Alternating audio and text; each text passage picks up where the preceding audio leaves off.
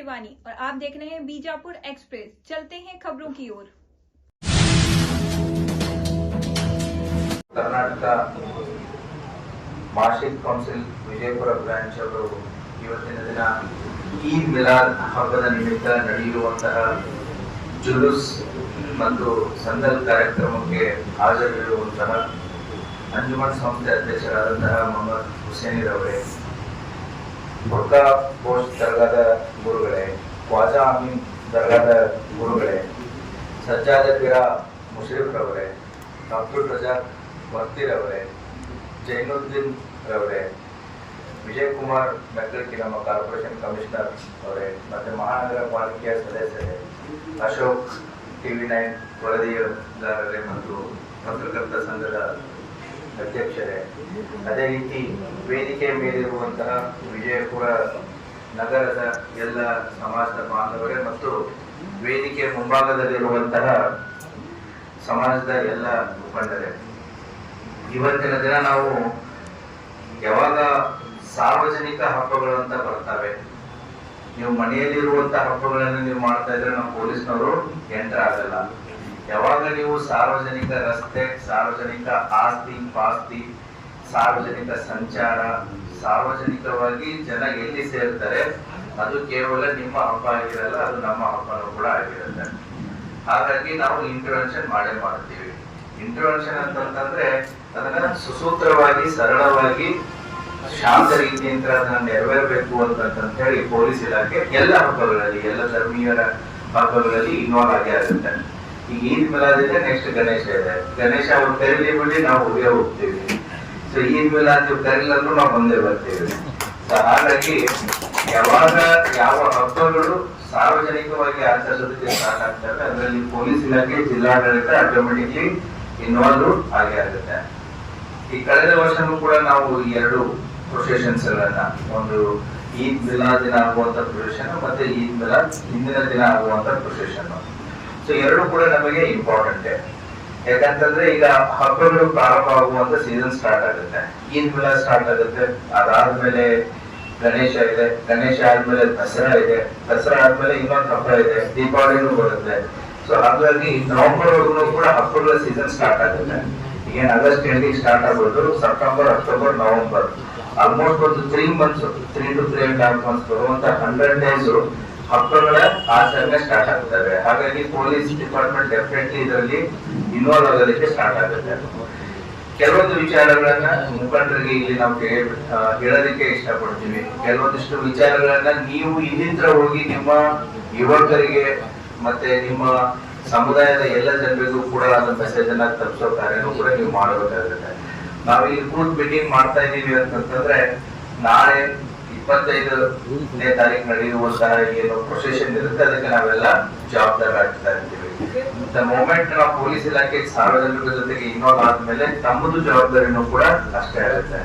ಒಳ್ಳೇದಾಯ್ತು, ಇವತ್ತು ಏನು ನಮ್ಮ TV9 ಅಶೋಕ್ ನಗರದಲ್ಲಿ ಮಾತಾಡ್ಸಿದ್ದು. ಇನ್ಮೇಲೆ ನನಗೆ ಒಂದು ಐಡಿಯಾ ಬಂತು, ಇನ್ನು ಯಾವುದೇ ರೀತಿ ಶಾಂತಿ ಸಭೆ ಇದ್ರು ಮೀಡಿಯಾದವರು ಶಾಂತಿ ಸಭೆಯಲ್ಲಿ ಹಾಕೊಂಡ್ಬಿಡ್ಬೇಕು ಅಂತ ಹೇಳಿ, ಅವ್ರಿಗೂ ಅಷ್ಟೇ ಜವಾಬ್ದಾರಿ ಇರುತ್ತೆ ಅಂತ ಹೇಳಿ. ಸೊ ಎಲ್ಲಿ ಹೋದ್ರೆ ಅಶೋಕ್ ಇಲ್ಲಿ ಕಾಣಿಸ್ತಾ ಇಲ್ಲ, ಅಲ್ಲಿದ್ದಾರೆ. ಹಾ, ಸೊ ಹಾಗಾಗಿ ಅವ್ರನ್ನ ಇನ್ವಾಲ್ವ್ ಮಾಡಿದ್ರೆ ಅವ್ರಿಗೂ ಕೂಡ ಜವಾಬ್ದಾರಿ ಜಾಸ್ತಿ ಆಗುತ್ತೆ. ಯಾಕಂತಂದ್ರೆ ಇಲ್ಲಿ ನಿಂತು ಮಾತಾಡಿದಾಗ ರೆಸ್ಪಾನ್ಸಿಬಿಲಿಟಿ ಅವ್ರು ತಗೊಂಡ್ರು ಅಂತ ಅದನ್ನ. ಸೊ ಇನ್ಮೇಲೆ ನಾವು ಶಾಂತಿ ಸಭೆಗಳಿಗೆ ಮಾಧ್ಯಮದವ್ರನ್ನ ಕರೆದು ಅವ್ರ ಕಡೆಯಿಂದ ಮಾತಾಡ್ಸೋದಕ್ಕೆ ಸ್ಟಾರ್ಟ್ ಮಾಡ್ತೀವಿ. ಸೊ ಅದೇ ಶಾಂತಿ ಸುವ್ಯವಸ್ಥೆ ಕೇವಲ ಪೊಲೀಸ್ ಇಲಾಖೆ ಸಾರ್ವಜನಿಕರದಷ್ಟೇ ಅಲ್ಲ, ಮಾಧ್ಯಮದವರು ಕೂಡ ಅಂತ ಬಹಳ ಚೆನ್ನಾಗಿ ಮಾತಾಡಿದ್ರು. ಅದರ ಜೊತೆಗೆ ವಿಚಾರಗಳು ಇಷ್ಟೇ, ಕೆಲವೊಂದಿಷ್ಟು ವಿಚಾರಗಳನ್ನ ತಮ್ಮ ಗಮನಕ್ಕೆ ತರೋದಕ್ಕೆ ಇಷ್ಟಪಡ್ತೀನಿ. ಸಾಮಾಜಿಕ ಜಾಲತಾಣ ಅಂತ ಇದೆ ಈಗ, ಸೋಷಿಯಲ್ ಮೀಡಿಯಾ. ನಿಮ್ ಕೈಯ ಮೊಬೈಲ್ ಬಂದಾಗಿದ್ರೆ ಈ ಸಮಸ್ಯೆ ಸ್ಟಾರ್ಟ್ ಆಗಿದೆ. ಸೊ ಕೈಯಲ್ಲಿ ಮೊಬೈಲ್ ಒಂದು ಅನುಕೂಲ ಆದ್ರೆ ಇನ್ನೊಂದು ಅನಾನುಕೂಲ ಇದೆ. ಸೊ ಮನುಷ್ಯನಿಗೆ ಪೇಷನ್ಸ್ ಅನ್ನೋದೇ ಹೋಗ್ಬಿಟ್ಟಿದೆ. ಕೈಯಲ್ಲಿ ಅದನ್ನ ಸ್ಕ್ರೋಲ್ ಮಾಡ್ತಾ ಮಾಡ್ತಾ ಮಾಡ್ತಾ ನಮ್ಮ ಮೈಂಡ್ ರಿಯಾಕ್ಷನ್ ಎಷ್ಟಾಗಿದೆ ಅಂದ್ರೆ ಒಂದು ವಿಚಾರ ನೋಡೋದಕ್ಕೆ 30 ಸೆಕೆಂಡ್ ಫೋಕಸ್ ಮಾಡಕ್ ಆಗ್ತಾ ಇಲ್ಲ.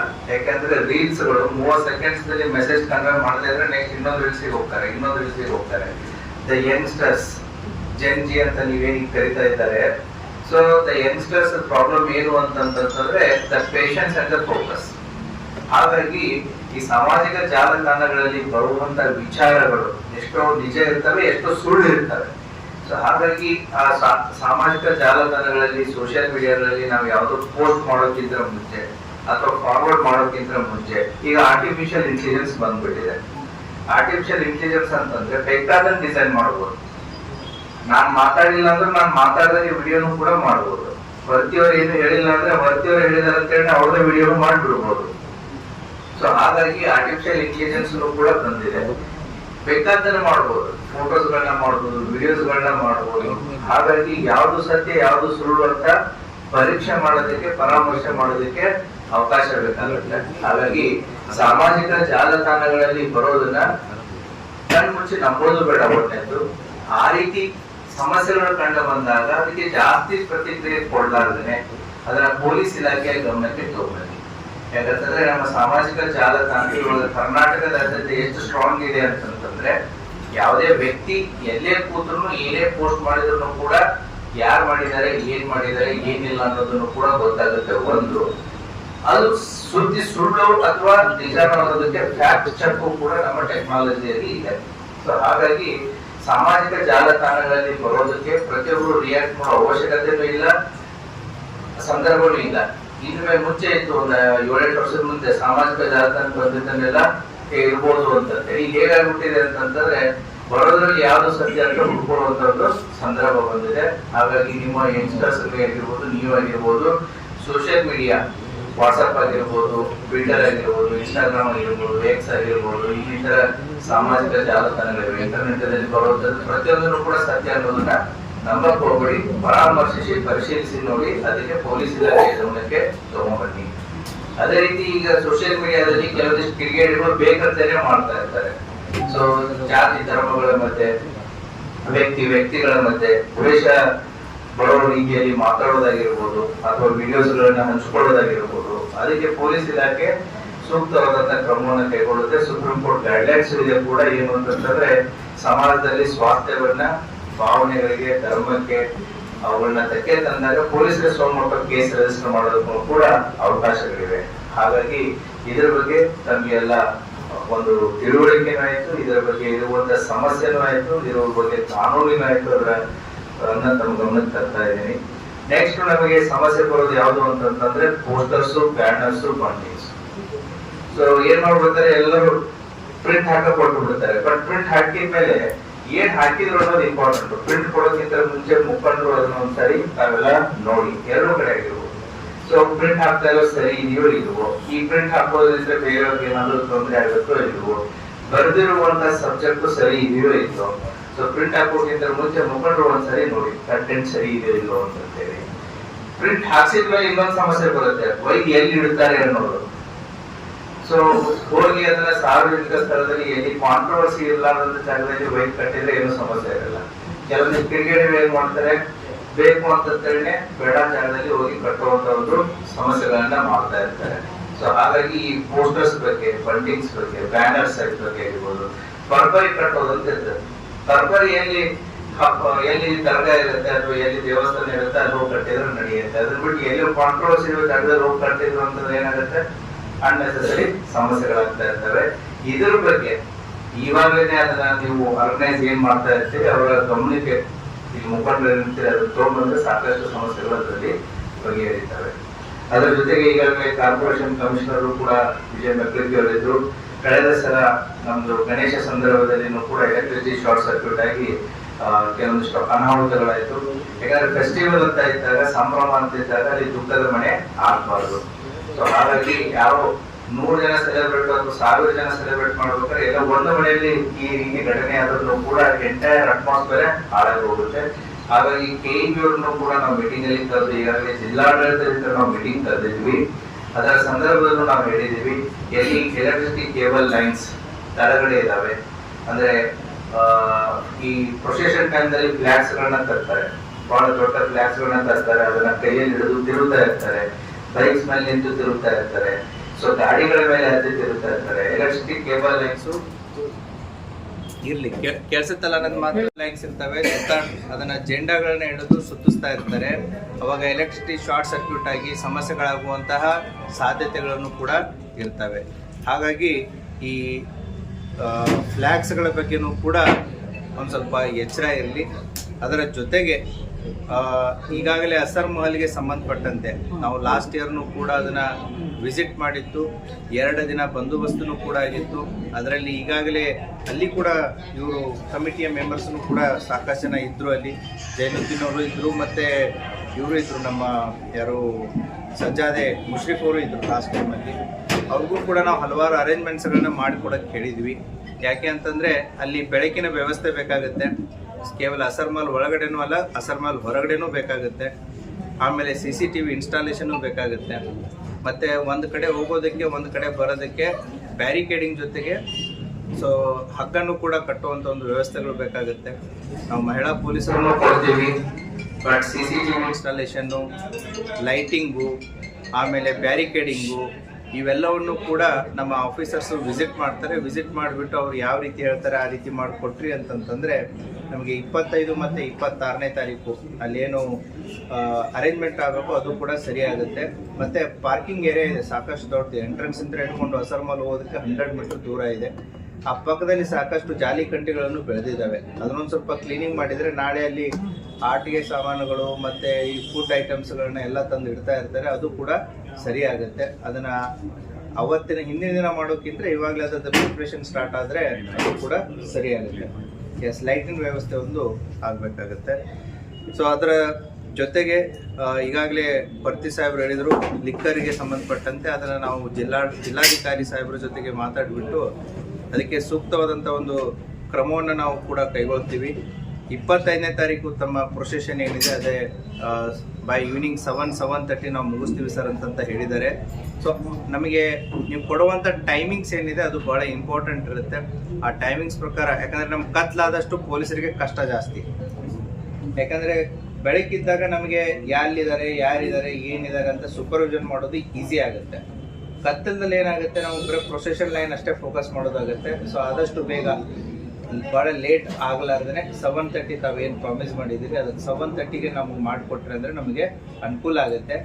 ಯಾಕೆ ಅಂತಂದರೆ 25ಕ್ಕೆ ನಿಮ್ಮ ಕಾರ್ಯಕ್ರಮ ಮುಗಿದ್ಮೇಲೆ ಮತ್ತೆ ನಮ್ಮದು ಮುಗಿದಿಲ್ಲ. 26ಕ್ಕೆ ಮತ್ತೆ ಐತೆ ನಮ್ಮದು, ನಿಮ್ಮದು ಮುಗಿತೈತೆ, ಮತ್ತೆ 26ಕ್ಕೆ ನಾವು ರೆಡಿ ಆಗಬೇಕು. ಹಾಗಾಗಿ ನಮಗೆ 2 ರೀತಿಯ ಅವತ್ತು ಡ್ಯೂಟಿ ಇರುತ್ತೆ.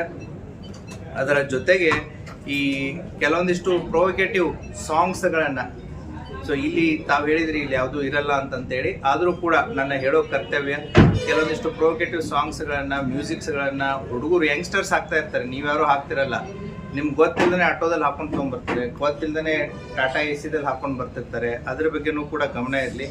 ನಮ್ಮ ಪೊಲೀಸ್ ಅಧಿಕಾರಿಗಳು ಇಲ್ಲೇ ಇದ್ದಾರೆ. ಈ ಜುಲೂಸ್ ಬರುವಂಥ ಸಂದರ್ಭದಲ್ಲಿ ಯಾವ್ಯಾವ ಏರಿಯಾದಿಂದ ಬರ್ತಾವೆ ಅಂತೇಳಿ ಆರ್ಗನೈಸರ್ ಜೊತೆಗೆ ಮೊದಲೇ ನೀವು ಟೈಅಪ್ ಮಾಡಿಕೊಂಡು ಅವು ಯಾವ್ಯಾವ ಏರಿಯಾ ಬರ್ತಾರೆ, ಅವ್ರ ಮುಖಂಡರು ಯಾರು, ಅವ್ರ ವಾಲಂಟಿಯರ್ಸ್ ಯಾರು, ಅವ್ರ ಜೊತೆಗೆ ಒಂದು ರೌಂಡ್ ಡಿಸ್ಕಷನ್ ಮಾಡಿ.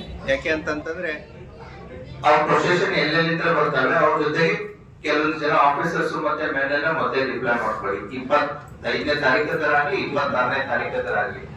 ಕೆಲವು ನಾವು ಮೇನ್ ಪ್ರೊಸೆಷನ್ ಜೊತೆಗೆ ಅಷ್ಟೇ ಅಲ್ಲ, ಸೈಡ್ ಪ್ರೊಸೆಷನ್ಸ್ ಗಳು ಎಲ್ಲೆಲ್ಲಿಂದ ಜಾಯಿನ್ ಆಗ್ತವೆ ಆ ಏರಿಯಾದಿಂದ ನಮ್ಮ ಆಫೀಸರ್ಸ್ ಕೂಡ ಡಿಪ್ಲಾಯ್ ಇರಬೇಕು. ಆ ಏರಿಯಾ ಮುಖಂಡರು ಕೂಡ ನಿಮ್ ಜೊತೆ ಇರಬೇಕು, ಮತ್ತೆ ವಾಲಂಟಿಯರ್ಸ್ ಗಳನ್ನು ಕೂಡ ಇರಬೇಕು. ಪೊಲೀಸ್ ಇಲಾಖೆ ಸಿಬ್ಬಂದಿಗಳನ್ನ ಆಫೀಸರ್ಸ್ ಸಾಕಷ್ಟು ಸಂಖ್ಯೆಯಲ್ಲಿ ನಾವು ಹಾಕ್ತಿವಿ. ಬಟ್ ಸಂಘಟಕರಿಂದ ಪ್ರತಿ ಏರಿಯಾದಿಂದ, ಪ್ರತಿ ಮೊಹಲ್ಲಾದಿಂದ, ಪ್ರತಿ ಗಲ್ಲಿಯಿಂದ ಏನು ಜನ ಬರ್ತಾರೆ ಅಲ್ಲಿ ತಾವು ಲೀಡರ್ಸ್ ಗಳನ್ನ ಐಡೆಂಟಿಫೈ ಮಾಡ್ರಿ, ವಾಲಂಟಿಯರ್ಸ್ ಗಳನ್ನ ಐಡೆಂಟಿಫೈ ಮಾಡ್ರಿ. ನಮ್ದು ಸ್ವಲ್ಪ ಜವಾಬ್ದಾರಿ ಹಂಚ್ಕೊಂಡಂಗಾಗುತ್ತೆ, ನಿಮ್ದು ಕೂಡ ಜವಾಬ್ದಾರಿ ಕೂಡ ಹಂಚ್ಕೊಂಡಾಗುತ್ತೆ. ಎಷ್ಟು ಡಿಸೆಂಟ್ರಲೈಸ್ ಮಾಡಕ್ಕಾಗುತ್ತೆ ಜವಾಬ್ದಾರಿಯನ್ನ ಅಷ್ಟು ಡಿಸೆಂಟ್ರಲೈಸ್ ಮಾಡಿದ್ರೆ ಅದರಲ್ಲಿ ಶಿಸ್ತುನು ಇರುತ್ತೆ, ಮತ್ತೆ ಅಕೌಂಟಬಿಲಿಟಿನೂ ಕೂಡ ಇರುತ್ತೆ. ಅವತ್ತಿನ ದಿನ 25 ಮತ್ತೆ 26 2 ದಿನ ನಾವು ಟ್ರಾಫಿಕ್ ಡೈವರ್ಷನ್ ಕೂಡ ಏನ್ ಬೇಕು ಅದನ್ನೆಲ್ಲ ಮಾಡ್ಕೋತೀವಿ. ಪರ್ಟಿಕ್ಯುಲರ್ಲಿ ನಾನು ನಿಮ್ಗೆ ಕೇಳೋದೇನು ಅಂತಂತಂದ್ರೆ, ನಾವು ಮಾಡುವಂತ ಈ ಚರ್ಚೆಗಳು ಇಲ್ಲಿಗೆ ಸೀಮಿತ ಆಗಬಾರ್ದು. ಇನ್ನೂ ಕೂಡ ನಮಗೆ ಸುಮಾರು ಒಂದು 4 to 5 days ಟೈಮ್ ಇದೆ.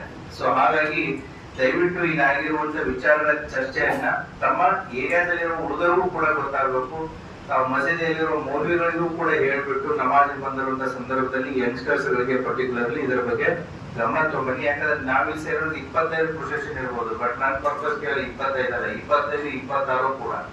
ನಾನಿಲ್ಲಿ ಮಾತಾಡೋದು 25, 26 ಎರಡು ಸೇರಿನೇ ನಾನು ಮಾತಾಡೋದು. ಯಾಕಂತಂದ್ರೆ ನೀವು ಲೀಡರ್ಸ್ ಇಲ್ಲಿ ಇರ್ಬೋದು, ಬಟ್ ಫಾಲೋವರ್ಸ್ ನಿಮ್ಮ ಜೊತೆ ಬರೋರು ಅವತ್ತಿನ ದಿನಾನು ಬಂದಿರ್ತಾರೆ, ನೆಕ್ಸ್ಟ್ ದಿನಾನು ಬಂದಿರ್ತಾರೆ. ಇಲ್ಲಿ ಕೂತು 2 ದಿನಾನು ನೋಡಿದ್ದಾರೆ ಇಲ್ಲಿ. ಸೊ ಹಾಗಾಗಿ ಜವಾಬ್ದಾರಿ 2 ದಿನದ್ದು ನಾನು ನಿಮಗೆ ಕೊಡ್ತಾ ಇದ್ದೀನಿ. ಸೊ ಅದರ ಜೊತೆಗೆ ಬೇರೆ ರೀತಿಯಾದಂತಹ ಏನು ವಿಚಾರಗಳಿತ್ತು ಅಂತಂತಂದ್ರೆ ದಯವಿಟ್ಟು ಪೊಲೀಸ್ ಇಲಾಖೆ ಗಮನಕ್ಕೆ ತಗೊಂಡು, ಪೊಲೀಸ್ ಇಲಾಖೆ ನಿಮಗೋಸ್ಕರ ಯಾವಾಗ್ಲೂ ಇದ್ದೇ ಇರುತ್ತೆ. ಸೊ ನಮ್ದು ವಾಚ್ ಅಂತೂ 24/7 ಇರುತ್ತೆ. ಯಾವುದೇ ರೀತಿಯಾದ ಸಹಾಯ ಸಹಕಾರ ನಾವಂತೂ ಇದ್ದೇ ಇರ್ತೀವಿ. ಅಲ್ಟಿಮೇಟ್ಲಿ ಎಲ್ಲರೂ ಹೇಳೋದು ಅದನ್ನೇ, ಈದ್ ಮಿಲಾದ್ ನಮಗೂ ಗೊತ್ತಿರಲಿಲ್ಲ 1989 ಇದನ್ನ ಹಾಲಿಡೇ ಆಗಿ ಡಿಕ್ಲೇರ್ ಮಾಡಿದ್ದು ಅಂತ ಹೇಳಿ. Ultimate purpose of Eid Milad ಏನು ಅಂತಂದ್ರೆ ನಮ್ಮ ಅಡ್ವೊಕೇಟ್ ಸಾಹೇಬರು ಮೊಹಮ್ಮದ್ ಅವರು ಮಾತಾಡ್ತಾ ಇದ್ರು. ಏನು ಅಂತಂದ್ರೆ it is called as world peace day ಅಂತ ಹೇಳಿ, ಶಾಂತಿಯ ಸಂದೇಶವನ್ನ ಸಾರೋದು ಅಂತ ಹೇಳಿ. ಸೊ ಈದ್ ಮಿಲಾದ್ ಹಬ್ಬದಲ್ಲಿ ಪ್ರೊಫೆಟ್ ಮೊಹಮ್ಮದ್ ಪೈಗಂಬರ್ ಅವರು ಕೊಟ್ಟಿರುವಂತಹ ಮಾನವೀಯತೆ ಮತ್ತೆ ಮನುಷ್ಯತ್ವ ಏನಿದೆ, ಅಲ್ಟಿಮೇಟ್ಲಿ ಪರಸ್ಪರ ಪ್ರೀತಿ, ಬಾಂಧವ್ಯ, ಸೌಹಾರ್ದತೆ, ಪರಸ್ಪರರಲ್ಲಿ ನಂಬಿಕೆ, ಗೌರವ, ಸೊ ದಾನ, ಧರ್ಮ, ಇವುಗಳ ಬಗ್ಗೆನೇ ಇರೋದು. ಇದು ಬೇರೆ ಏನಿಲ್ಲ. ಬಸವಣ್ಣ ಹೇಳಿದ್ರು, ಅದನ್ನ ಇನ್ನೊಬ್ರು ಹೇಳ್ತಾ ಇದ್ರು. ಬಸವಣ್ಣನು ಕೂಡ 12ನೇ ಶತಮಾನದಲ್ಲಿ ಬಂದು ಇದೇ ಪ್ರಿನ್ಸಿಪಲ್ಸ್ ಗಳನ್ನ ಇದನ್ನ ಮಾಡಿದ್ರು ಅಂತ ಹೇಳಿ. ಈ ಸಾರವನ್ನ ಏನಿದೆ ಅವತ್ತಿನ ದಿನ ನಾವು ಪ್ರೊಸೆಷನ್ ಮಾಡಿ ಆ ಸಾರವನ್ನ ಜನರಿಗೆ ತಿಳಿಸುವಂತ ಒಂದು ಕಾರ್ಯ ಆಗಬೇಕು. ಆ ಹಿನ್ನೆಲೆಯಲ್ಲಿ ಯಾಕಂತಂದ್ರೆ ವಿಜಯಪುರ ಜಿಲ್ಲೆಗೆ ತನ್ನದೇ ಆದಂತ ಇತಿಹಾಸ ಇದೆ. ಸುಮಾರು 400-500 ವರ್ಷಗಳ ಇತಿಹಾಸದಲ್ಲಿ ಆದಿಲ್ಶಾಹಿ ಕಾಲದಲ್ಲಿನೂ ಕೂಡ, ಆದಿಲ್ಶಾಹಿ ಕಾಲದಿಂದ ಹಿಡ್ಕೊಂಡು ಇವತ್ತಿನವರೆಗೂ ಕೂಡ, ಅದಕ್ಕಿಂತ ಮುಂಚೆನೂ ಕೂಡ ಸೊ ಪರಸ್ಪರ ಹಿಂದೂ ಮತ್ತೆ ಮುಸ್ಲಿಂ ಬಾಂಧವರ ಮಧ್ಯೆ ಒಂದು ಮ್ಯೂಚುವಲ್ ಡಿಪೆಂಡೆನ್ಸಿ, ಮ್ಯೂಚುವಲ್ ರೆಸ್ಪೆಕ್ಟ್ ಸಾಕಷ್ಟಿದೆ. ಹೊರಗಡೆಯಿಂದ ಬಂದು ಜನ ಸಾಕಷ್ಟು ರೀತಿಯಲ್ಲಿ ಪ್ರಮೋಟ್ ಮಾಡಿದ್ರು ಕೂಡ ಇಲ್ಲಿಯ ಜನ ಸಾಕಷ್ಟು ಮೆಚೂರ್ಡ್ ಇದ್ದಾರೆ. ಯಾವುದಕ್ಕೆ ರೆಸ್ಪಾನ್ಸ್ ಮಾಡಬೇಕು, ಯಾವುದಕ್ಕೆ ರಿಯಾಕ್ಟ್ ಮಾಡಬೇಕು, ಯಾವುದಕ್ಕೆ ಮಾಡಬಾರ್ದು ಅಂತ ಹೇಳಿ. ಹಾಗಾಗಿ ಕಮ್ಯುನಲ್ ಹಾರ್ಮೋನಿ ಅನ್ನೋದೇನಿದೆ, ಕೋಮು ಸೌಹಾರ್ದತೆ ಅನ್ನೋದು ಏನಿದೆ, ಇಲ್ಲಿ ಬಹಳ ಗಟ್ಟಿಯಾಗಿದೆ. Fabric of communal harmony is very strong in Vijayapura. Coexistence ಇದೆ. ಬೆಳಿಗ್ಗೆ ಎದ್ರೆ ನಾವು ಅವ್ರ ಮುಖ ನೋಡ್ಬೇಕು, ಅವ್ರು ನಮ್ಮ ಮುಖ ನೋಡ್ಬೇಕು, ನಾವು ಅವ್ರ ಕಡೆ ವ್ಯಾಪಾರ ಮಾಡ್ಬೇಕು, ಅವ್ರು ನಮ್ಮ ಕಡೆ ವ್ಯಾಪಾರ ಮಾಡ್ಬೇಕು. ಯಾರಿಗೂ ಟೈಮ್ ಇಲ್ಲ ಇಲ್ಲಿ. ಸೊ ಹಾಗಾಗಿ ಯಾವುದೇ ರೀತಿಯಾದಂತಹ ಆ ಕಿಡಿಗೇಡಿತನಕ್ಕೆ ಅಥವಾ ಕಿಡಿಗೇಡಿಗಳು ಮಾಡುವಂತಹ ಒಂದು ಕೆಲಸಕ್ಕೆ ಇಲ್ಲಿ ಅವಕಾಶ ಇಲ್ಲ. ಅಷ್ಟೊಂದು ಮೆಚುರಿಟಿ ನಮ್ಮ ವಿಜಯಪುರ ನಗರದ ಜಿಲ್ಲೆಯ ಜನತೆಗೆ ಇದೆ.